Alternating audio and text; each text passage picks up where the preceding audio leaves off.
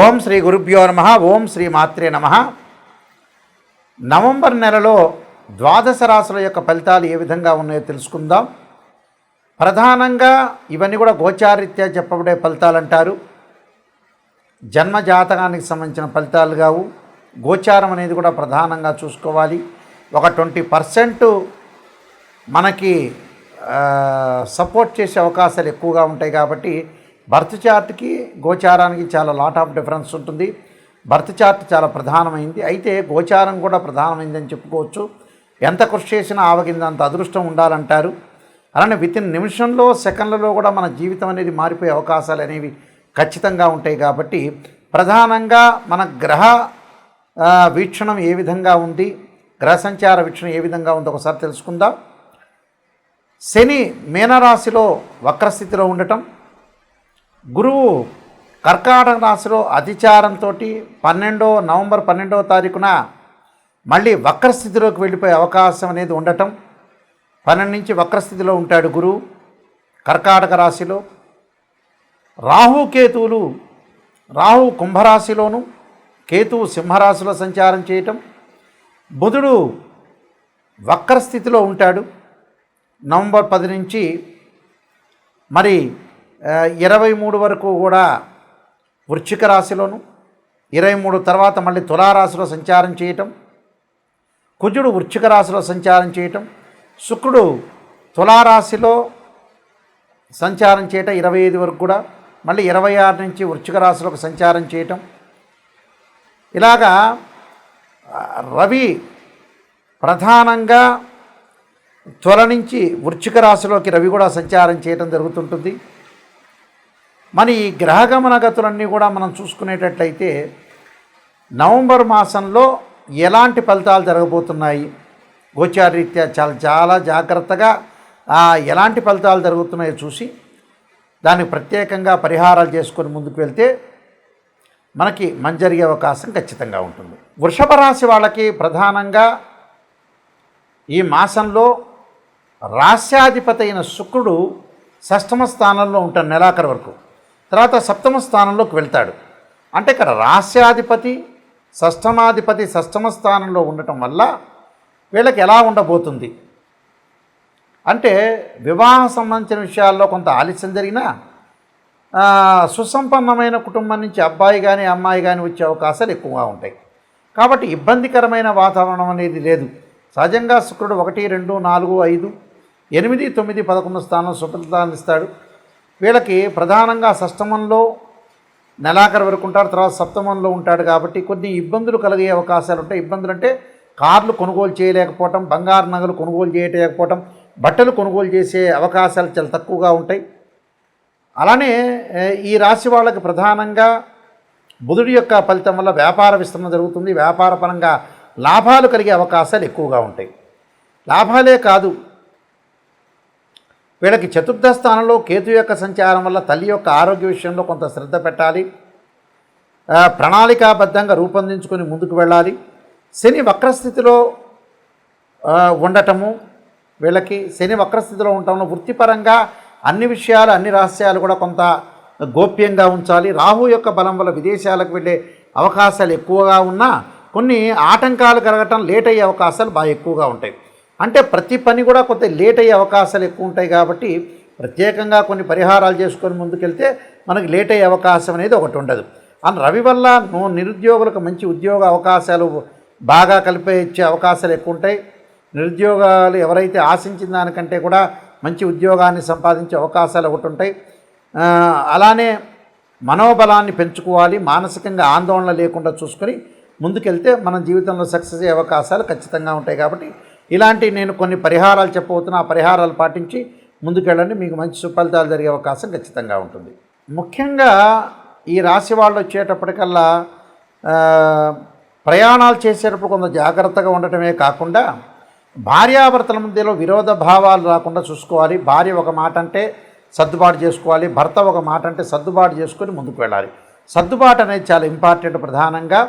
అలానే నిరుద్యోగులకి వాళ్ళు ఏదైతే ఆశించిన దానికంటే కూడా మంచి జాబ్ వచ్చే అవకాశం ఉంటుంది. అంటే ఫైనాన్షియల్ పరంగా డెవలప్మెంట్ చెందుతున్నా కూడా కొద్దిగా పొదుపు పాటించడం చాలా ఇంపార్టెంట్. ఎందుకంటే వీళ్ళకి వృషభ రాశి వాళ్ళకి తృతీయ స్థానంలో గురువు యొక్క సంచారం, తృతీయ స్థానంలో గురువు యొక్క సంచారం వల్ల కొంత మిశ్రమైన ఫలితాలు ఉంటాయి. అలానే ఈ రాశి వాళ్ళకు వచ్చేటప్పటికల్లా శని లాభస్థానంలో ఉన్న వక్రస్థితిలో ఉండటం వల్ల వృత్తిపరంగా అన్ని రహస్యాలు చెప్పకుండా చాలా లౌకిక జ్ఞానంతో ముందుకెళ్ళటం వల్ల మన పనులు మనం నెరవేర్చుకొని ముందుకు వెళ్ళటం చాలా ఇంపార్టెంట్. నేను కొన్ని రెమెడీస్ అనేవి చెప్పబోతున్నాను. ఆ రెమెడీస్ పరిహారాలు పాటించండి, మీకు మంచి జరిగే అవకాశం ఖచ్చితంగా ఉంటుంది. ప్రధానంగా ఈ నెలలో ఫైనాన్షియల్ పరంగా, ఆర్థిక పరంగా ఇంకా డెవలప్మెంట్ చెందాలంటే కుబేర మంత్రాన్ని చదవండి. అలానే బృహస్పతి యొక్క అనుగ్రహాన్ని పొందండి. ఓం యక్షాయ కుబేరాయ వైశ్రవణాయ ధనధాన్యాధిపతే ధనం ధాన్యం సమృద్ధిమే దేహిమే దాపైస్వ అనే మంత్రాన్ని చదవండి. అలానే దేవానాంచ ఋషీనాంచ గురుకాంచన సన్నిపం బుద్ధిమతం త్రిలోకేశం తం నమామ్యం బృహస్పతి అనే మంత్రాన్ని చక్కగా చదువుకోండి. సుబ్రహ్మణ్య స్వామి అనుగ్రహానికి పొందడానికి తత్పురుషాయ విద్యే మహాసేనాయ ధీమే తన్నో షణ్ముఖ ప్రచోదయాత్ అనే మంత్రాన్ని చదవండి. అంటే వాహన ప్రమాదాలు అని ఆరోగ్యపరంగా ఇబ్బందులు కలగకుండా ఉండటానికి అంగారకుడి యొక్క గాయత్రి మంత్రాన్ని సుబ్రహ్మణ్య స్వామి యొక్క ఆరాధన చేయటం. ఉద్యోగపరంగా ఇబ్బందులు పడుతున్న వాళ్ళు ఖచ్చితంగా గోధుమలు దానం చేయండి. గోధుమలతో పాటు ఆదిత్యాయుజ్ఞ సహస్రకిరణాయ ధీమే తన్నో భాను ప్రచోదయాత్ అనే మంత్రాన్ని, సంతానం లేని వారు తప్పకుండా సంతాన పాశుపతాస్త్ర రుద్రాభిషేకము, సంతాన గోపాలకృష్ణ మంత్రం చదవండి. వివాహం కాని వారు తప్పకుండా ఖచ్చితంగా వివాహం కాని వధువులు ఎవరైతే ఉంటారో ఆడపిల్లలు వరపాశుపతాస్త్ర రుద్రాభిషేకం, అఘోర గౌరీ పాశుపతాస్త్ర రుద్రాభిషేకం, అబ్బాయిలైతే కన్యా పాశుపతాస్త్ర రుద్రాభిషేకం చేసుకోవటం చాలా మంచిది. ఆరోగ్యపరంగా ఇబ్బందులు ఉన్నవాళ్ళు శరీరే జర్జరీభూతే వ్యాధిగ్రస్తే కళేబరి ఔషధం జాహ్నవీతోయం వైద్యో నారాయణరి అనే మంత్రాన్ని చక్కగా చదువుకోండి. అయితే ప్రతి సమస్యకు ఒక పరిష్కారం అనేది ఉంటుంది. మీరు నా నెంబర్కి మీరు ఫోన్ చేయొచ్చు, విషయాలన్నీ కూడా తెలుసుకోవచ్చు. ఎప్పుడు కూడా జ్యోతిష్యం ప్రకారంగా జాతకాన్ని మనం చూసుకునేటప్పుడు నిజాన్ని తెలుసుకోండి. నిజాన్ని తెలుసుకొని మనం ముందుకెళ్తేనే ఆ నెగిటివ్లోంచే పాజిటివ్ వస్తుంది. కాబట్టి చాలా జాగ్రత్తగా ఆలోచన చేసి మీరు ముందుకు వెళ్తే మీకు మంచి సుఫలితాలు జరిగే అవకాశాలు ఉంటాయి. తప్పకుండా మీరు నాయకంటి మల్లికార్జున శర్మ బుక్స్ కొడితే నేను ఎన్నో నెంబర్ ఆఫ్ ఆస్ట్రాలజీ బుక్స్ రాశాను.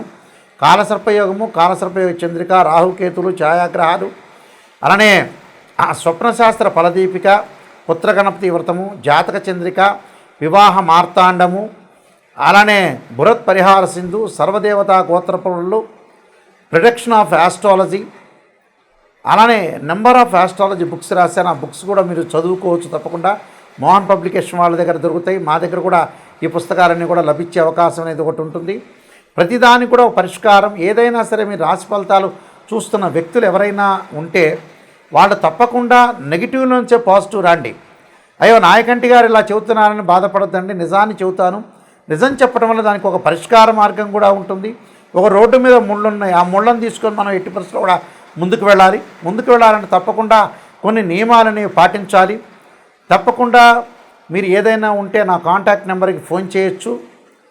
ఇంకొక ముఖ్యమైన విషయం, www.nayakanti.com కానీ nayakanti.in కానీ మీరు చూడండి. ఒకసారి చూస్తే మీకు ఏదైనా విషయాలు తెలుసుకోవాలనుకున్నా నా కాంటాక్ట్ నెంబర్కి మీరు ఫోన్ చేసి తెలుసుకోవచ్చు. ఎట్టి పరిస్థితుల్లో కూడా తెలుసుకొని మీరు ముందుకు వెళ్ళచ్చు. నిజాన్ని తెలుసుకోండి.